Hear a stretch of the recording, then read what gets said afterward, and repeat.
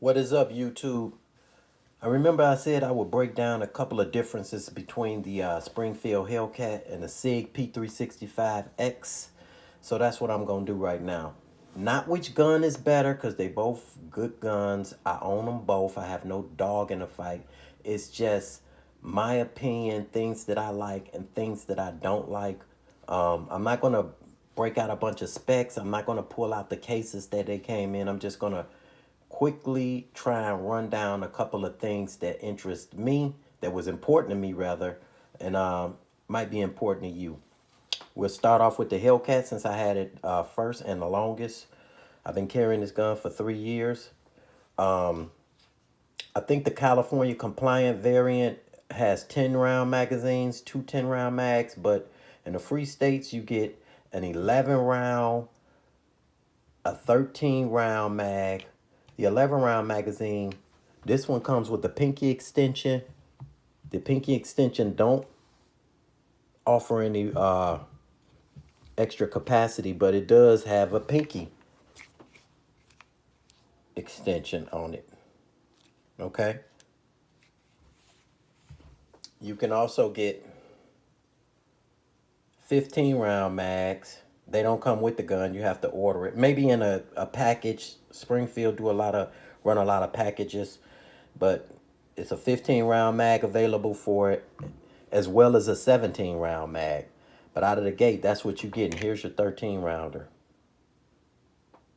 Okay, so if you carry this, which I do, it's 13 plus one in a pipe. Both guns have been safety checked. All right, things that I like about it immediately. You got front and rear serrations. You got a place to put your finger.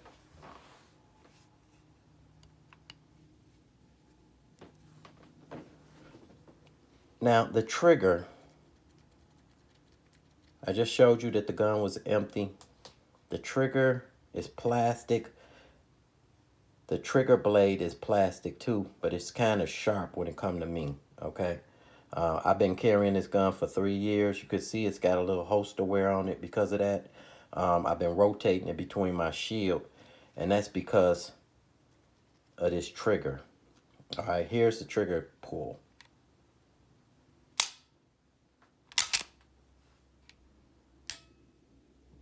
Should reset right there.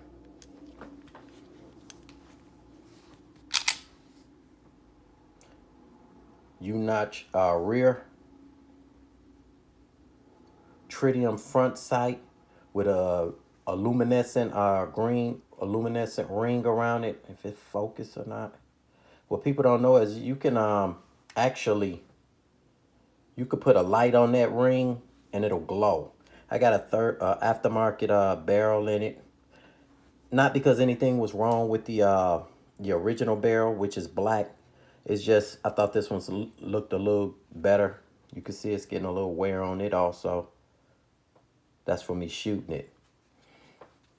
This gun has 740 rounds through it. That's a low count for me to be having it for 3 years carrying it, because I like to shoot my carry guns. I don't shoot this gun that much. That's why the low round count. I got Talon grips all over this thing. That's these rubberized grips. It's got a good feel. Here's the 13 rounder. It's weird because the front of the 13 round and front of the 11 round is the exact same size. I confirmed that with Springfield. It's just the back of it that's extra. And you get 13 plus 1 and 11 plus 1 over here. Here's the 15 rounder. That's how that looks. It's got a beaver tail. This is a good gun. It's a good shooting gun. Here's the problem with this gun for me. It might be a me thing, but this is the problem. As I shot this gun and the Sig side by side, they both shoot the same to me. I ain't see no difference in the recoil or anything. But the reason I've been rotating this gun between my shield is because of this trigger blade. This thing is sharp. You have to stay on it. Well, I do. I have to stay on it when I'm shooting it. If any recoil, anything make me come off of it for a minute and I get back on it, it start digging into my finger. And it really be, it might be a me thing, but it's painful for me. That's why I don't shoot it as much, because 740 rounds is a low round count for me. Because this gun is not optic ready. It does has a peephole at the top where you can see brass or not. It's got the pick rail, single slot pick rail for a light laser. Now, the Sig. The Sig, well, let me be specific. The Sig p365x. I'm going to just call it the Sig from now on. Now, the Sig out of the box comes with two 12-round magazines, all right? I've already changed both of them to the Mag Guts kit, giving me 2 extra rounds. So now you're walking around with 14 plus 1. That's how I carry it. You can also buy a 15-round magazine for it, or a 17-round mag, which I have right here. The 15-rounder comes up to about right here, which I felt like I might as well go on to get the 17-round because they pretty close in size. I'm going to actually get another one of these. And speaking of this 17-rounder, you can get all 17 rounds in, but if you put one, I don't know if this is just my situation, but if I put one extra round, if I have one in a pipe and then put all 17 rounds in here, this mag will not seat in there. I have to take it out. That's why I've been shooting it a lot, to make sure, you know, kind of work this thing in. Hopefully that'll solve itself. But if I got all 17 rounds in there and one in a pipe, it's not gonna go in. And I don't want to force anything and break anything. So I just keep 16 rounds in there and one in a pipe when I'm shooting it. But the Sig. Front and rear serrations. The serrations on here are grippier than you will not slip off these serrations. Not to say that these are bad, but these got a little bit more bite to them. These are a little bit more grippier, okay? It's got a proprietary rail, which I don't like, but it's a Sig. Sig is second and third-party accessories, so I'm pretty sure they got all kind of lights and lasers for this rail without having to go through Sig. This is optic ready. That's why I bought it, so I could put an optic on it. It's got night sights on it. They call them X-ray sights. It's got a nicer beaver tail than the one on the Hellcat. Hellcat got a nice beaver tail too. In fact, the Hellcat, the beaver tail on here, along with this 13-round mag, is the reason I shot this gun much better than my cousin's original Sig P365. And she had the 12-round mag in hers. I just shot this one better because it has a beaver tail that's better. Plus, this one is loaded. It don't have a lot of play in it. Hers, when her 12-round magazine, it had a lot of play in it. So I shot this better. That's why I didn't really want to get the X, because I thought this was going to shoot a lot better. I shoot the Hellcat much more accurate than any of the other guns. Probably the Glock was next until I bought that p365x. Couldn't believe it. But back to this one. We talked about the sights, which is cool. The grip texture, everybody be saying it's real grippy. It's not as grippy as the M&P Shield. In fact, I find it a little bit tame. I already got a whole grip coming from it for it because it's a little bit too narrow for me, but I still love the way it feels, okay? The trigger is flat. This is a pleasure to shoot. Although I don't like the way it sounds, you know. Again, this gun is clear.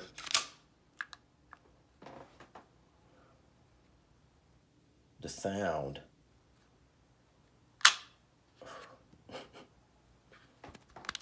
Here's the reset. Right there. Reset is good. This gun shoots good. I was shocked that I shot this gun better than the Hellcat. I shot the Hellcat good, but from 40 feet, I was putting holes inside of holes with this gun. I was amazed by that. I know 40 feet ain't a long way away, but, you know, remember, this is a up and close and personal gun. You know what I'm saying? So 7 feet, 10 feet, you know, shit like that. But 40 feet, I was knocking. Then I started pushing it back before I ran out of ammo. Now, I know I like this gun a lot because when I first got it, the next day I went to the range, shot 150 rounds, went back the next day and shot 160 rounds. But I was shooting another gun. If I wasn't shooting another gun with it, the next day I would have put 300 rounds through it the next day. That's how much I like shooting this. I did shoot both firearms at the same time. As you can see, they're about the same size. The Sig is a tad bit smaller. You don't have to take my word for it. The Sig is from slide to slide, the Sig is going to be a little bit smaller, a little bit thinner, although I do have grip tape on here. It's because of these corners. They kind of squared off. But to me, that makes the gun feel good. It makes it feel better in my hand. This one feels good too, but not as good as and comfortable as this. That's why the whole grip is coming. Okay. The only problem with my Hellcat, other than not having an optic, okay, which I could have, if I'd have bought the one with the optic, I probably wouldn't even have this one. But my only problem is that trigger shoe. I'm changing that out to a Apex trigger, just like my shield. It's clear too. Okay. This has a trigger shoe, trigger blade in there, but it's flat and it don't hurt your finger. None of them do. Not my Glock, not my XDs. I even got a hive trigger on one of my shields, and it feel comfortable. Only this one. And that might be just a me thing. So I'll straighten that out in the summertime. But those are really the main differences between the two. This has a 3-inch barrel. This one has a 3.1-inch barrel. Okay. I don't know how much more velocity you can get with a 3.1-inch barrel. Now, if you wanted to take this gun down, you rack the slide to the back. Again, I'm not going to take them all the way down because YouTube be crying about stuff like this. And instead of rotating the lever, this one you rotate the lever up. This one you will rotate the lever down, release the slide stop, and then you would just pull this one off. You don't have to squeeze the trigger on here. You have to squeeze the trigger on that one. That's the only difference. The main thing is this is a modular gun, okay? The trigger chassis inside of here has the serial number on it. And you can get, once you pull that out, this is the pin to take that trigger assembly out of there. And then you can put that trigger assembly in any grip module. Take it right out of here. And if you know Sig, pretty soon Sig is going to make grip modules that has a single Picatinny rail. You know, they ain't doing it right now, but they will, you know, and when they do, you can just take this trigger out, put it in there, and boom, you know, you good to go. Those are the only differences. I didn't see any. Everybody keeps saying that this gun, the Hellcat, is snappier than the Sig. I didn't see that at the range. They shot about the same. They both is small guns. 3.1-inch barrel over here. 3-inch barrel over here. It's a small gun, light frames, you know. And I just got the only difference was I liked it shooting the Sig better because the flat trigger just felt so comfortable and natural. This thing was carving the hell out of my finger. That's why I haven't been shooting it. That's why I've been rotating it between my this is coming out in the summertime. I'm gonna get this out. Not even the whole, I'm not even gonna change the whole kit. I'm only gonna change the trigger shoe. That's it. That's all it needs. Apex trigger shoe. That will solve my problem, because my coworkers keep asking me, why would you buy the same size guns? That seems kind of stupid or whatever. It's because if shit hits the fan, and it has for me, okay? I've had an issue where if you had to defend yourself, okay? When you defend yourself, you protect yourself, the police is going to take the gun, period. They're going to run tests on it. They're going to make sure it's the right firearm. This is what they were telling me. They're going to make sure it's the right firearm. Even though you telling them it is, they still got to check. It's the right firearm that the event happened in. It's not related to any other cases. It's legally in your name. All these other test things that they're going to run. Now, they had called me back 8 months later. You know, I completely had forgot I had the gun until they called me. So, meanwhile, while they had the gun, that's not going to stop people, his homeboys, from threatening you, or family members who in their feelings for being angry about it. You know what I mean? So you still going to need something to protect yourself. So if the police come and grab this one, and then, you know, while they doing their test, you still can be armed with this one. That's why I got the exact same guns. And one more thing I wanted to touch on while I'm here. When I don't do like buy a bunch of guns to review them. I just do not do that. What I do is over here is I buy a gun that I'm interested in, and it might be some people that's interested in the same gun, so I'll post a video so they can get a different perspective on that particular firearm. Because since I haven't made a video in a long time, I have bought about 3 more different guns, but they're not guns that people I think are interested in. People right now are buying small, these micro compacts, you know, because they want to carry. So, and again, you don't have to get, these 2 guns was expensive for the money, you know. So if you can get you if you're in a position to get you a Taurus G3C or G2C, you know, get 2 if you're in a position. Because again, if something happens, God forbid, the police is going to take that gun, no matter how good or right you are, or how wrong you are, whatever your case may be. They're going to take that gun and investigate it. You're going to need something else to back yourself up, you know. Sure, you might have a shotgun at the crib, but you ain't going to be riding around or walking in, you know, around in it with it. But that's my little take on both of them. If you got either one of these, you doing good. I like them both. I actually want to go shoot this one again. I really like this one. When I get that red dot on it, I was shocked that I could shoot it so good. When I put that hold grip on it, and as a matter of fact, it should be coming tomorrow. When I put that hold grip on this thing with that flat trigger.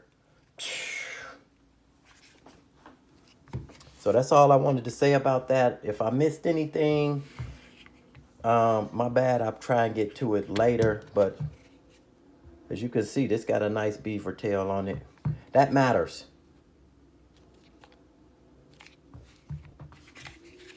And this one got an even better beaver tail. You got either one of these, you good to go. Peace.